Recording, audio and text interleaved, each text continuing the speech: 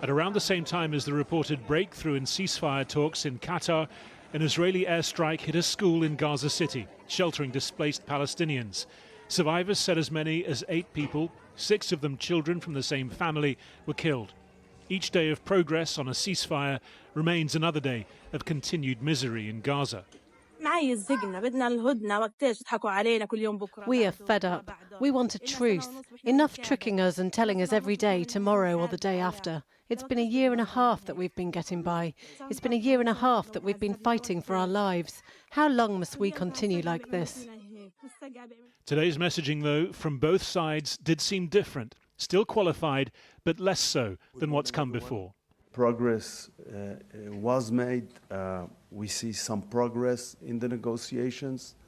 Israel wants a hostage deal. Israel is working with our American friends in order to achieve a hostage deal.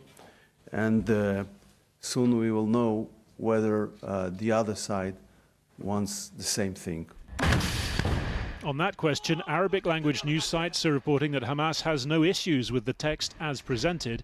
Israeli government sources quoted as saying no official Hamas response has yet been delivered. It would be the first such agreement since the week-long truce in November 2023.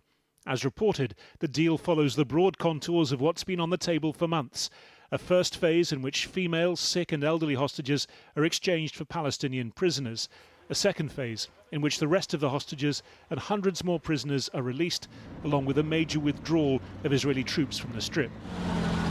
This new momentum coming in the days before the inauguration of Donald Trump.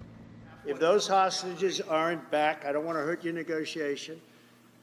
If they're not back by the time I get into office, all hell will break out in the Middle East. The man on the right, Steve Witkoff, will be Trump's Middle East envoy. He's already been central to these talks, a rare instance of cooperation between the outgoing and incoming US administrations. For Israel's Prime Minister, there are risks to his coalition government. His far-right Finance Minister Bezalel Smotrich today calling the emerging deal catastrophic.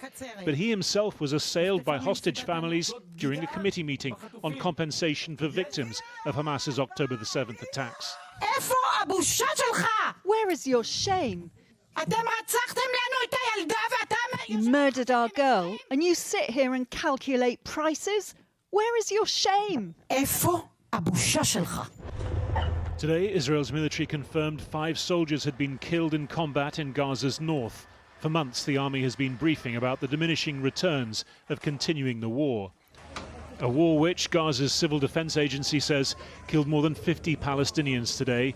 If there is to be a ceasefire within days, each one of those days will contain more scenes like this.